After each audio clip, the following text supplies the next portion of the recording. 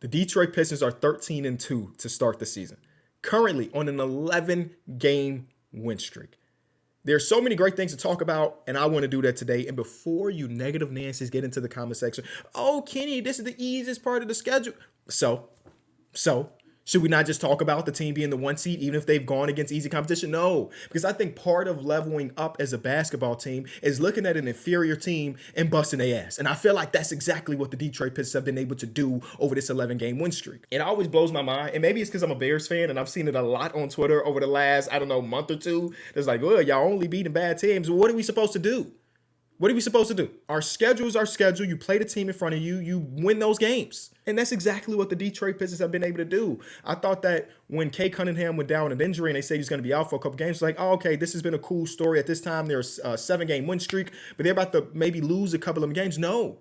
They've been able to continue on path on the defensive side of the ball, and other people step up without Kay Cunningham in the lineup, and that's amazing. Last night they played against the Atlanta Hawks, a team that was actively on the streak as well. They didn't have Porzingis, Trae Young, and reason I say I don't care. That was my starred game of the day, the game that I gave all my attention to because both of these teams have been playing so well.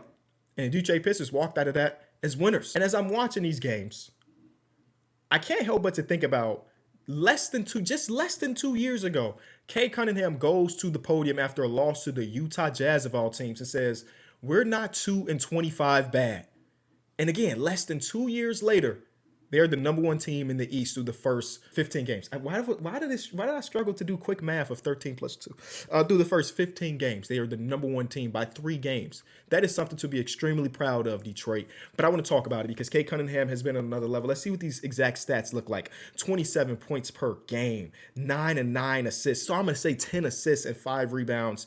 And right now, I would guess that if the season were to end, he'd be clutch player of the year, I would say, because he's been averaging like 12 points in the fourth quarter. Even last night against Atlanta, he had a couple big shots down the stretch. So he has been incredible, but it has not been a one-man show. And I feel like that's what's one of the reasons why they have leveled up. One of the biggest criticisms about the orchestration of the Detroit Pistons is that it really is Kay Cunningham as the sole creator of this team. And if Kay Cunningham happens to have an off night, or he happens to go against a defense that really schemes against him, the team is kind of dead in the water beforehand. That's not necessarily the case anymore. They lose Dennis Schroeder, and it's like, man, he was so good for us on the second half of the season. And before the season even starts, Jay Ivey goes down and injured as well. So it's like, oh my God, it's all Kay Cunningham. And you saw that at the beginning of the season, their season opener versus the Chicago Bulls. They struggled when Kay Cunningham wasn't on the floor. The Bulls went on huge runs without Kay there. But then they found a guy. They found a guy currently on a two-way, my boy Dennis Jenkins, who right now is averaging 12 points per game, but that don't tell the full story. Last night he has 14 as a starter alongside Kay Cunningham, but he started 3 games where Kay was injured against Indy, against Philly, and against Chicago. 18 points and 12 against Chicago, 19 and 8 versus Philly, and then 26 and 8 versus the Indiana Pacers. And I don't know if this is because both of these guys are on top of mind right now. And maybe this is a crazy comparison because one of these teams is maybe the greatest team of all time defensively and all. But I'm looking at what AJ Mitchell is doing over there in OKC. And I looked at this, again, smaller sample size again with Dennis Jenkins and say, they are providing similar things, not in the exact same way. I think AJ is a better defender. And I think, they have their different quirks about their game and all. But having a guy like Dennis Jenkins that can just get 2 feet into the paint, get into floater range and break down defense and put teams in rotation is a huge plus because without Kay Cunningham on the floor, they really didn't have that. And again, this is a two-way guy that has made a name for himself over the last couple of weeks. And it's insane. Hit the big shot in the game versus Washington and then has a 24-point performance there as well. So he just adds a whole different dynamic and a whole different element. And though Asar Thompson was coming back from the ankle, I felt pretty good when I loaded up and saw that he was starting alongside Kay Cunningham because, yeah, they kind of could use a secondary creator in a lot of those lineups. I mean, the dude is kind of relentless. And it's so insane to see a guy like him because, I knew him from a video of 2K I shot like 2 weeks ago. Before that, I didn't know who the hell he was. And for him to just be on a two-way, and last year his stats were not good in this limited amount of minutes. For him to give that opportunity and just be like, yeah, no, I'm actual NBA player just like that is insane because he wasn't playing. He literally wasn't playing through the first 2 weeks of the season. Literally DMPs or we're up by 20, put Jenkins in the game. And now it's like, man, You just went from a DMP one night to playing 30 to 40 to 30 minutes per game. That's insane. And it comes at a perfect time for them. Huge positive. He is. I think the number one surprise, though, even more surprising than the Dennis Jenkins minutes and being good, is Jalen Duren is real life playing at a not just an all he's playing at an all NBA level. It is 20 points per game, it is 12 rebounds, and I love the fact that in those 3 games where it was no K Cunningham, he was still able to have ridiculous performances. Yes, one of them is against the Indiana Pacers, who might have the worst center core in all of basketball, but for him to go out there and have 31 and 15, and the one that went super viral was him bringing the ball up the court, sizing J Huff up and hitting a mid-range jumper, that was just not who he was. On both sides of the floor, he has completely leveled up. One thing I admire about, maybe it's just a JB Bickerstaff thing, or maybe it's just these bigs here in Detroit. A lot of the times they just get down court and they seal their man and just waiting for a touch 4 feet away from the basket. And there's not many people in the league that are stronger than Jalen Duren or Isaiah Stewart. So when they get that ball, it's like over my left shoulder. I'm just gonna put the ball in the paint. That happened at least 4 times last night against the Atlanta Hawks, where it was semi-transition between the Detroit Pistons, and it's like, big fella, give me the ball down low and I'm gonna make it work. And they just been doing that, killing the glass and just being great defensively. I think the offensive leap is what's going to, get people talking about Jalen Duren a lot more. But I really think the defensive side of the ball is the bigger surprise, because there were times last season where I just genuinely questioned whether or not he could be a full-time 5-man, because the way he was covering defenses in the pick and roll, it just wasn't good. He'd have stretches where it's like, oh yeah, there he is. There's the guy that is uber athletic and super fast on his feet for his size. And other times, like, he's just completely lost in the pick and roll. That is not the case anymore. Teams, even just last year in the postseason, Jalen Brunson was like, hey, bring Jalen Duren in this pick and roll and we gonna cook off of it. I mean, maybe that could happen, in a 7-game series again, but teams are more reluctant to do that now because you just can't score as often out of it. I guess some of the stats. Pistons opponents are scoring a minuscule 0.82 points per play when Jalen Duren is defending a ball screen. Less than 1 point per possession when Jalen Duren is guarding the screen. That's nuts. And I've said it before, I'll say it again. I know Isaiah Stewart gets the rap of being this hothead, dirty player, and he does have some of that. I'm not taking that away. But I think because of that, it overshadows how great of a defensive player he really is. And I know we're talking about Isaiah Stewart, but I promise we're going to get to him. But in this game, it got to the point where Jalen Duren was being such a menace defensively and blowing up actions where Onyeka Okongwu, that the Atlanta Hawks had just opted to let Onyeka Okongwu sit in the corner. Now, he has been a great three-point shooter this season, which is amazing, but they just wanted Jalen Duren away from the ball as much as possible.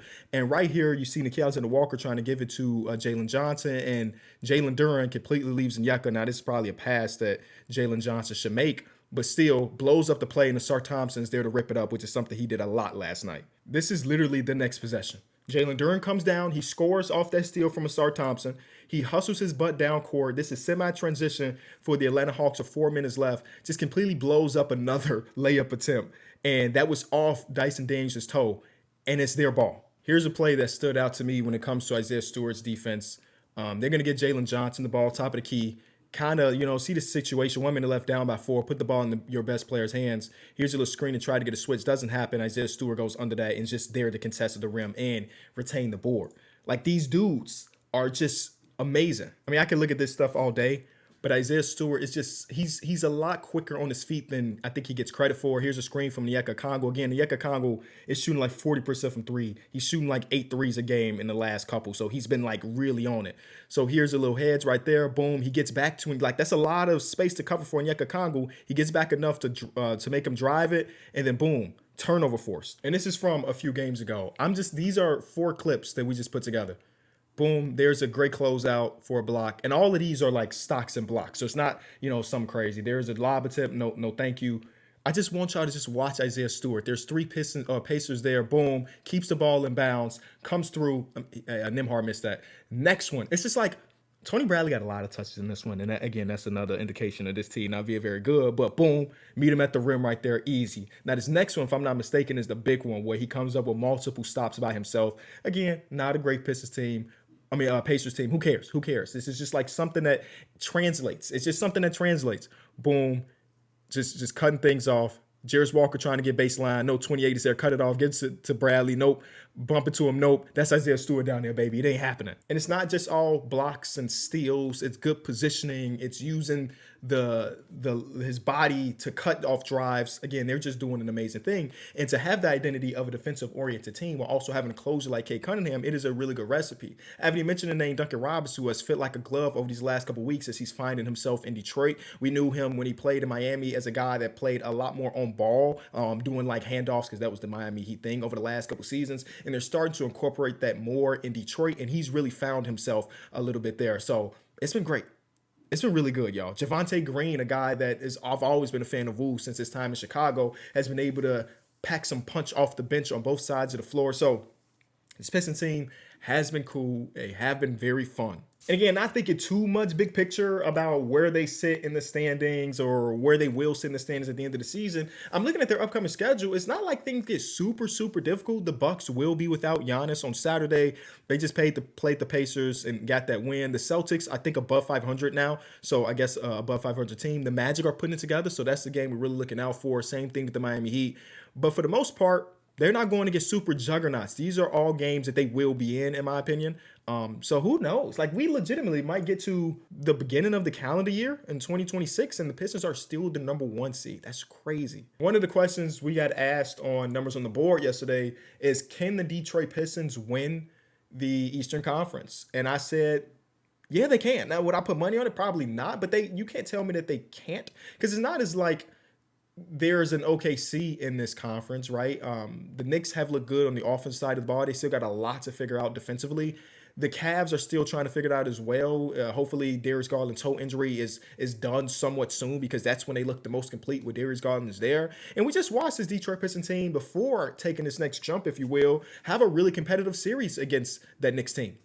Now we got a new coach over there with the Knicks, so maybe that matters, but it's possible. Like, this went from a team in my mind that before the season started, again, cool playoff team, maybe get out of the first round, to like, I could see the stars aligning where they're in the conference finals. It's nuts. It's the 21st year anniversary of the Malice at the Palace too. And I saw something. Let me see if this is still the case. Hold on. Okay, so that was just a straight up lie. See, that's why you fact checked for yourself, because somebody said that over the last 10 years, the NBA has not scheduled the Detroit Pistons to play on this day because they're afraid. Anyway, they played there like 2 years ago on this day. Detroit Pistons basketball looking good, a fun watch, great defense, good coaching, and they were 2-25 less than 2 years ago. That's crazy.